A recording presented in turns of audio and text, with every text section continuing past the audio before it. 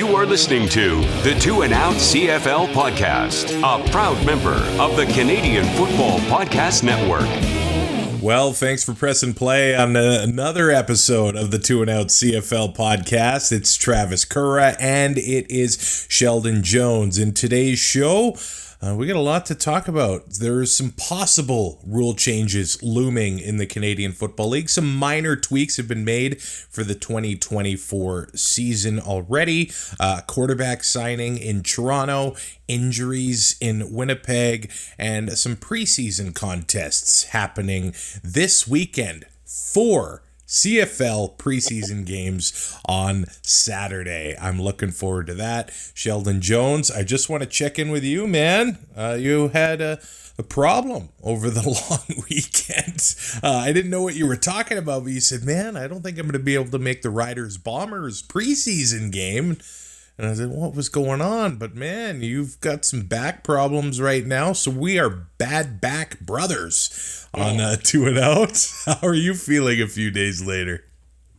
I'm feeling about 90%. I had a pretty bad sciatica attack. I have had a bulge disc for quite a while, and so I was just bending over and I got like a sharp pain through my back, and it was just in my tailbone for the first day, and then it traveled rather violently down my leg. And I was still working before the game. I had every intention of trying to go to the game, but I just couldn't, and it has to be pretty bad for me to miss a Rider game, like pretty bad. So yeah, then I went to go home and got out of the truck, and it felt like I got shot or stabbed or whatever. And luckily my wife just told me to get the hell back in the truck, and we were going to the hospital. And then, got some drugs there and contemplated death for a while in the waiting room. It was really bad, but you got the best of the best. Yeah, I got a really good chiropractor. If you're in Regina, go see Dr. Currah House, because she's the best. That's a free plug for there you go, Dr. Currah House on Two and Out. Maybe she'll maybe you'll be waiting for 6 months for your next appointment now. You know, Two and Out Nation. Maybe. We got bad backs here.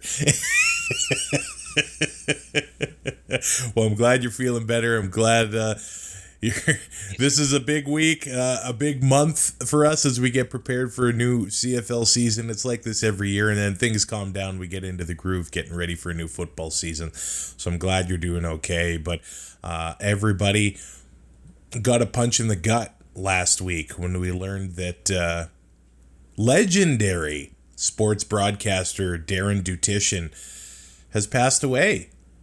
Raised in Porcupine Plain, Saskatchewan, Dutchie was 57 years old. You'll never hear a bad word about Darren Dutchyshen, a man who loved his job, and why not? He got to live his dream being a sportscaster, but cancer in 2021, I believe, and then he ends up coming back to work in 2022, but a brutal loss. He loves the CFL, and he got to do what he always wanted to do. So that part makes me happy, but the loss definitely makes me sad, man. Yeah, he has always been like my absolute favorite anchor on SportsCenter. Ever since I was a kid, I loved watching Dutchie, and it just, like, I think I had that connection because I knew he was a Sask boy, and he was a proud Sask boy. He would always say how proud he was to be from Saskatchewan, and you know, he loved his Rough Riders. I never actually got a chance to meet him, but just seeing how much he loved what he did, and like you said, just him getting to live out his dream is amazing. But yeah, this death, like him and Chris Schultz when he passed away, and like Taylor Hawkins from the Foo Fighters, those three, for some reason, they just hit me the worst. And it just sucks. 57 years is just way too young. And rest in peace, man. I hope if there is an afterlife, and if he is up there watching down, I hope that the Riders can put on a show for him this year, because he definitely deserves it. We're going to miss him. And you brought up Schultz as well, and I know they're pros, but for Rod Smith and James Duthie to be able to pay tribute to those two in a very short time, and that's hard. That's impressive, and again, I know they're pros, and I don't know if it's part of the job. Show's got to go on. I feel for the family at TSN, for his family, and the sports world across Canada. That's a brutal loss for all of us.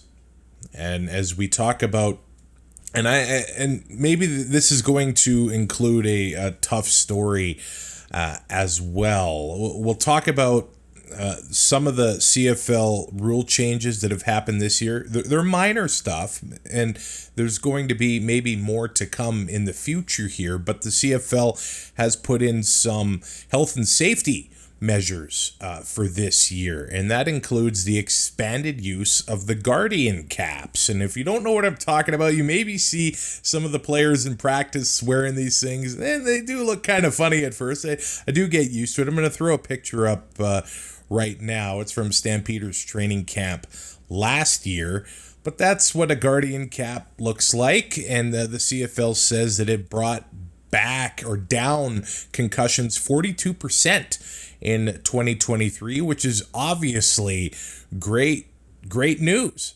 And they've put in more health and safety measures for this year, including mandatory mouth guards. And there's some other things going on, like GPS tracking technology, which is probably a Genius Sports thing. I'm not exactly sure, but that name hasn't been said much in CFL circles over the past 6 months or so. More professional development for medical staff, and they're investing in the injury spotter. I know health and safety is always a topic of conversation in the CFL. They're also adding that players have the option to wear these Guardian caps in a game. I don't know if we'll ever see that. Maybe as time goes on and maybe some younger players come up and they want to take that part of their health maybe a little bit more seriously. But from the players I've heard of, they don't really want to wear that in live game action. But we'll see if it happens. Yeah. Do you think that players are going to be doing that this year? I don't know. You know, when the Q collar came out and there was players like Adam Bighill and Charleston Hughes and some others who were wearing it, I think that's a little bit less invasive, I guess, than the Guardian cap maybe. I don't know how heavy they are. I don't know like what it's like to actually wear it. I think if you were ever to see something like that happen in a league, it would probably be in the minor leagues, like wearing them in minor football or the junior league or something, just to see what that would look like for an entire season or actual games being played with them on. So I'm not sure. There's probably a stigma where the players don't want to look dumb and goofy wearing them, which I hope that's not the case as to why somebody would not want to wear it, because like you said, 42% less concussions is great, because obviously the goal is 0 concussions. And then going back to what you were saying about the GPS trackers, I just kind of got in. I'm late to the party, but I've been watching Welcome to Wrexham, and some of the players on that show are actually wearing, like, it looks like a sports bra, but it's apparently supposed to be for some sort of tracking. So I'm wondering if that's what that means, if some of these players might be wearing something like that just to be able to see what it's like to have that kickoff. And I know we're going to talk about it here, just to see what it's like for those smash plays on the kickoffs. Be interesting to see. We'll get to the kickoffs. So we'll talk about some of the rule changes that have been implemented for 2024. It's minor stuff. No yards has been added to the list of penalties that can be automatically picked up by the command center if called incorrectly by on-field officials. And tripping on the quarterback behind the line of scrimmage added to the list of penalties that the command center can assist on, and that play is now challengeable by a coach. Also, they've sort of fixed the wording or the way that they can officiate low blocks. Right now, a backfield player, a running back, fullback, anything like that, no matter where they are at the position when the ball is snapped, may cross the offensive formation and block a defensive player who's lined up across from or outside of the offensive tackle at the snap low, if the block occurs in the legal low block zone. So I understand our eyes can glaze over with this stuff. I 100% understand. But in the past, the backfield player had to be inside that legal block zone. Now they don't. So I don't know how you can expect official to keep track of some of this stuff, including where a backfield player is, where the ball is snapped when they deliver a low block. So that's the purpose of it. But the big thing that may be on the horizon for the CFL is the change to how kickoffs happen in the Canadian Football League. And this is emotional for me just because I believe that the kickoff return, the punt return, is a sacred thing to the Canadian game, and it is one of the most exciting things that we see in the Canadian Football League. We still have like these amazing kick returners in the league, but we've seen changes to kickoffs in other leagues, and now the CFL has created a subcommittee to study kickoffs. Now, I'm going to play the video here, and this is pretty hard to watch. And Sheldon, maybe you can talk about the kickoffs here as well. But last year, during the Western semifinal, there was a collision between Peyton Logan and Jack Hinsberger. And I think this is the stuff that they do want to eliminate from football and the CFL, just any football league. That collision was scary. Now, Peyton Logan, he did fracture a vertebrae in his neck. He's back at training camp for the Calgary Stampeders. Jack Hinsberger of the BC Lions, he had to undergo nerve reconstruction surgery on Friday. Or no, this was in April. And he's saying that it is a 2.5 years of rehab to get his arm back. He is 25 years old. And that is the collisions and the high-speed stuff that they want to eliminate from the kickoff. I understand it's a dangerous play. It is exciting. And then when you think about it, a lot of those special teams guys, they're not high up on the salary list, you know? Yeah. They're not starting on offense and defense. Sometimes they are, but for a 25-year-old to go through that because of a kick return and just because we want to be excited, that's pretty tough. So I can understand why they're looking at kickoffs and maybe changing the way they work in football, man.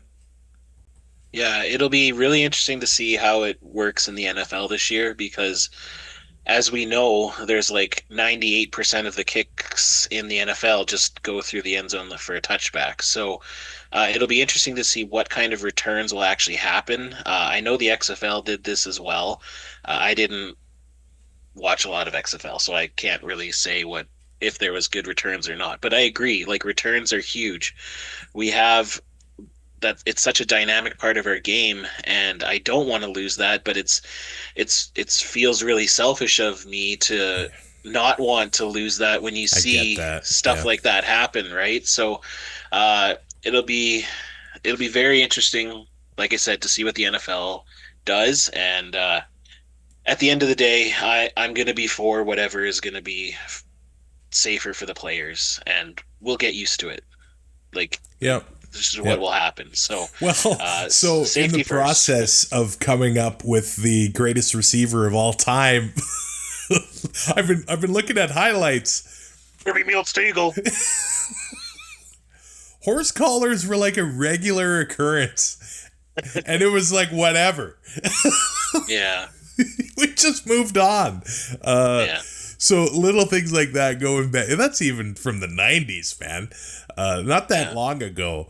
And going back and watching that stuff. But I will say this, last thing on rule changes, because there was rumblings this offseason and on a thing, and I'm going to play the video right now, on a thing that the Montreal Alouettes took advantage of last season, where there is a rule where if you kick a ball from behind the line of scrimmage to crossing the line of scrimmage, even if it's 1 yard, and then you recover that own kick, it is first down. The video I just played is from Alouettes and Lions, I believe.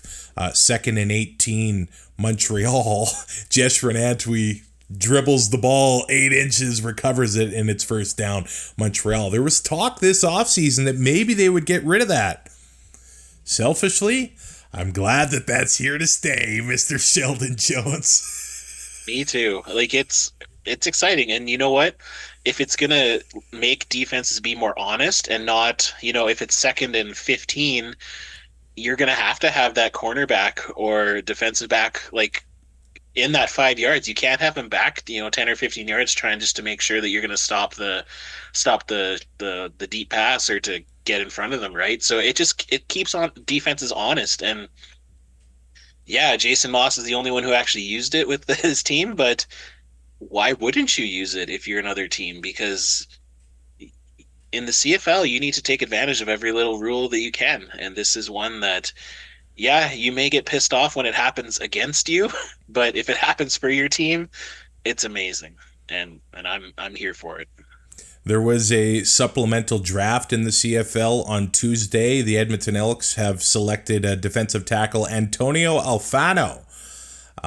In doing so, they forfeit their 8th round pick in next year's draft. So not really that big of an investment for the Elks, but he's already at practice. He's already at training camp for the Elks. So they've got another body competing for a defensive line spot with the team. He did play the 2023 season at Lackawanna College, where he had 14 tackles, 8 for a loss, 4 sacks, and 1 forced fumble in 5 games for Lackawanna College. Yeah, no doubt. No doubt.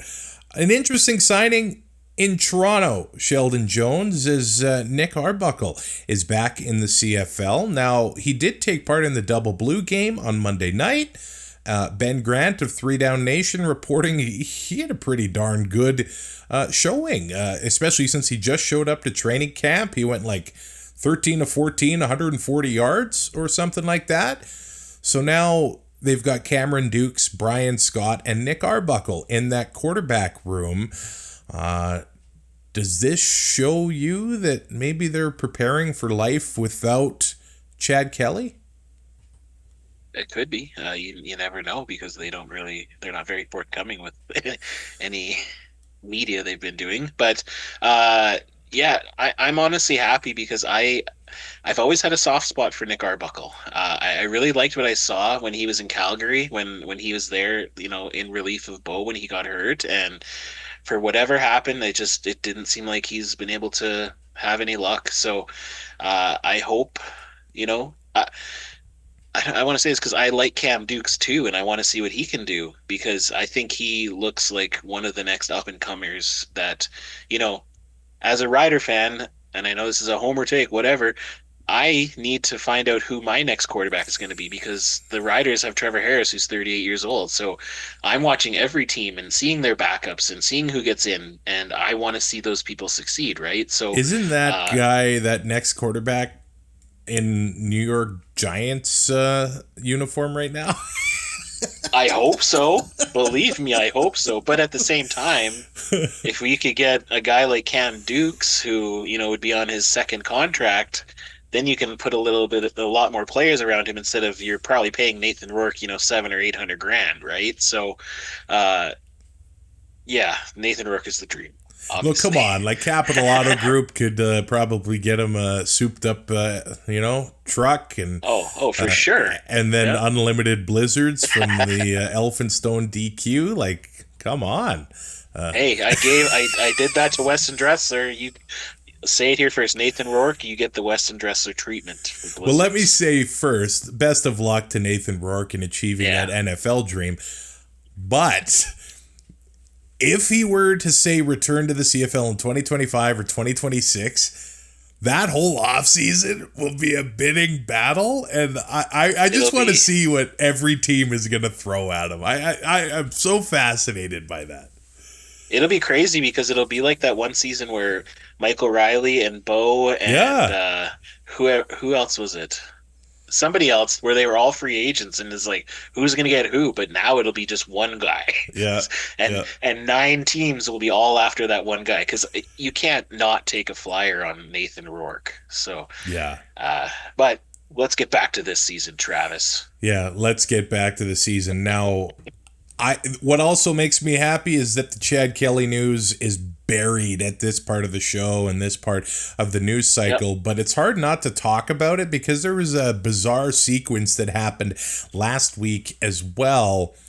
And I know it's all paperwork and it's all stuff in the background, but he was added to the suspension list and then taken off of it. I don't know what was going on there. Like, I guess part of me wonders like why it was even announced that he was on the suspended list and then taken off of it. It just brings more attention to the garbage, you know?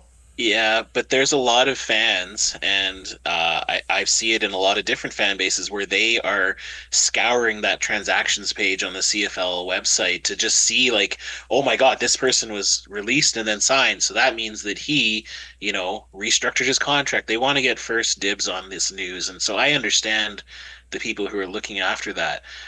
But the thing that I just don't understand, if you're suspended by the league, why are you not automatically on the suspended list?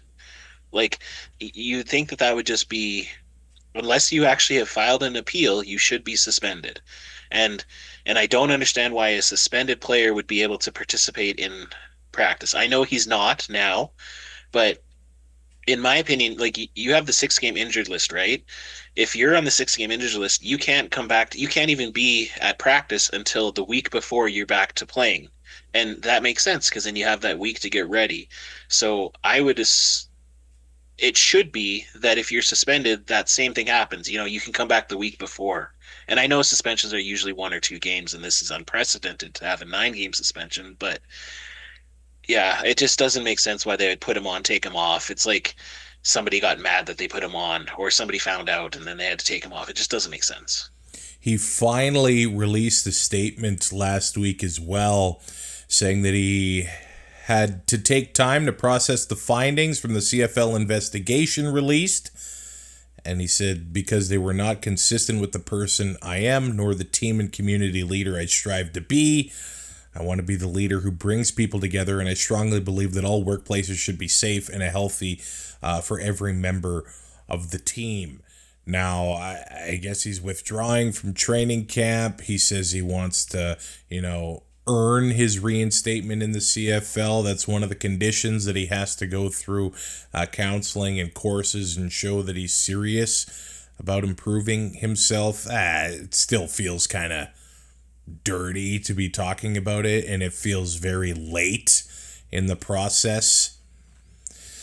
I hope he takes it seriously, but I really also hope that the people and the powers that be that are in control of him being reinstated into the league really take this seriously as well behind the scenes to prove, that everything has been fixed in, that regard. But right now the Argos have 3 quarterbacks that they're looking at going for at least those 9 games and possibly more.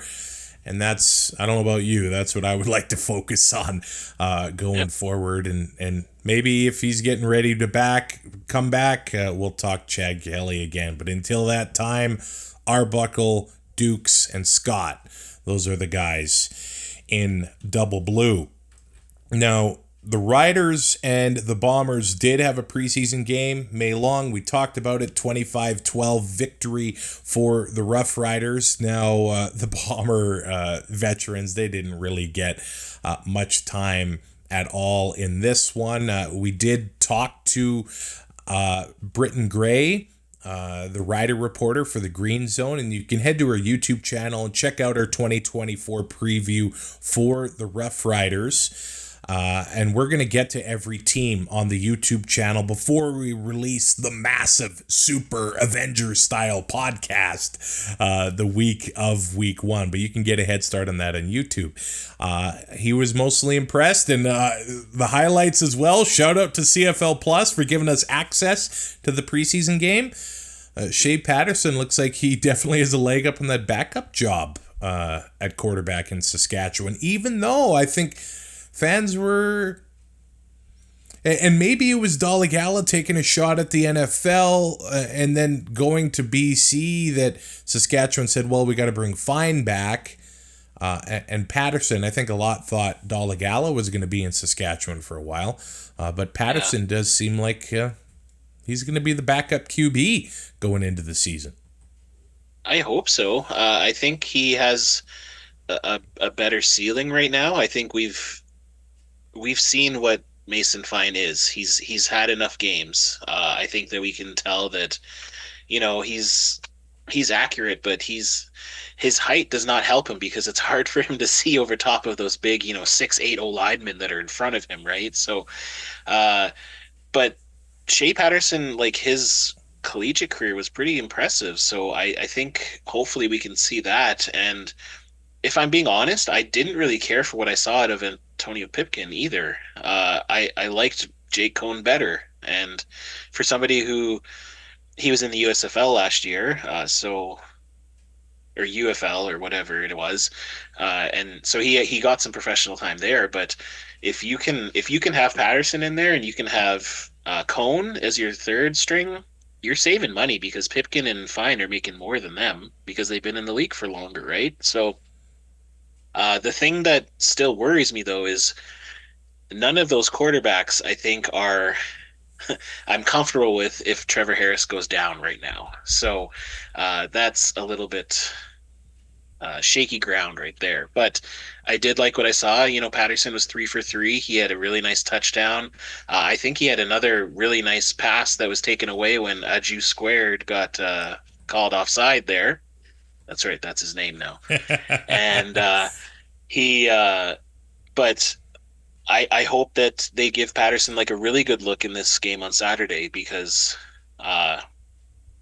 he looked like he had it. And Mason, didn't really look like he had it. And practice reports are saying that Patterson's looking better than Fine anyway. So we'll see what happens.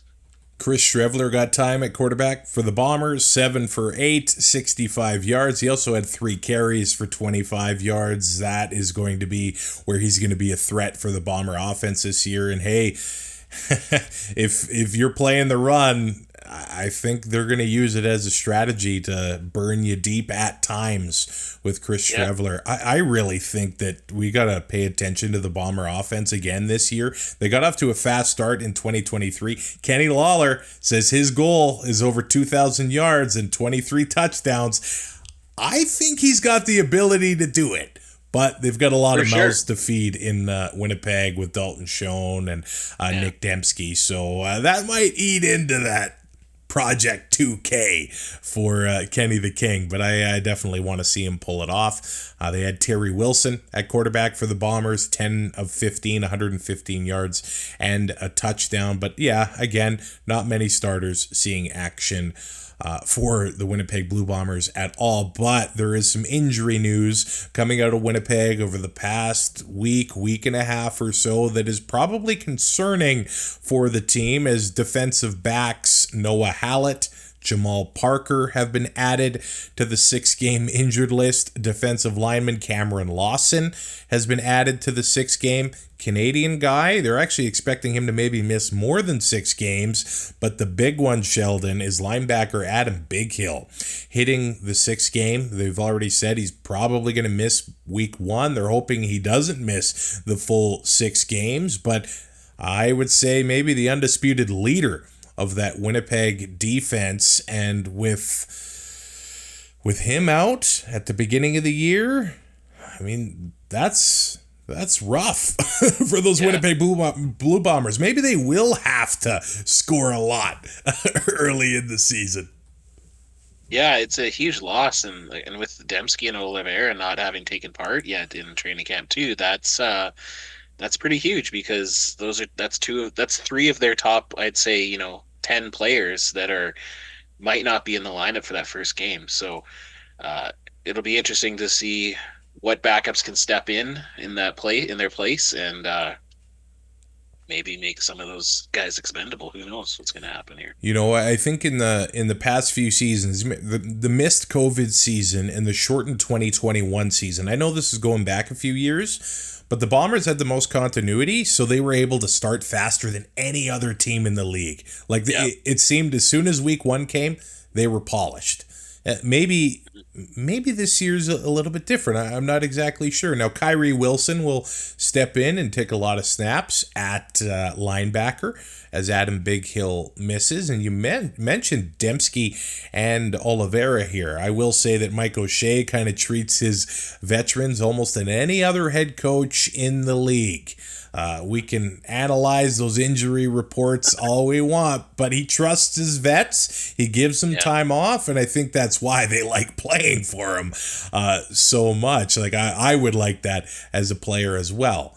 Now, if you're running into injury issues, this is maybe the time of year to have those issues, isn't it, Sheldon? Yeah. There's other players who might be able to step up, and it's just... It's better than October 28th. Yeah, for sure. Yeah, exactly. Yeah, because if you hurt yourself now, you have still the whole season to be able to get back up in there. So, yeah. You never want to see somebody go down, but now's probably the best time. Yeah. As I said earlier, there are 4 preseason games this Saturday as Ottawa's in Hamilton. Calgary hosts BC. Saskatchewan visits Edmonton. And then Saskatchewan's preseason is over. I'll be in Edmonton for that game. Toronto is in Montreal as well. None of the games are going to be on television, but you can watch the preseason football on CFL Plus, which I'm sure many fans are grateful that we have the opportunity to watch that. There were a few years when people were literally, I don't even know if this exists anymore, Periscope, and then it became a part of Twitter, and now I don't think it's a thing anymore, but people were live streaming preseason football from the upper deck of Commonwealth Stadium. You're trying to figure out what's going on. Now we got the screen feed on CFL Plus, so it's good to have that. A certain Rider podcast did that a few years ago, and they got in a little bit of hot water for doing it too. But we all appreciate it when we were watching it, right? So yeah. So you can go to CFL Plus. Everybody in Canada can watch the preseason games, and then the regular season stuff gets locked down with your cable subscription. And then I believe if you're in the States or international, you can watch the preseason and the regular season on CFL Plus. I'm Travis Currah. Sheldon Jones is here. It's the 2 and Out CFL podcast. You can rate, review, and subscribe to the show on YouTube, Spotify, Apple Podcasts, anywhere you find podcasts. You can find 2 and Out. You can support the show on Patreon, and yes, there is a lot more to come. We've released our Rough Riders 2024 preview on YouTube. We got 8 more teams to go. Let's just say that we're not getting much sleep this week, but we're getting you ready for the 2024 CFL season right here on the 2 and Out CFL podcast.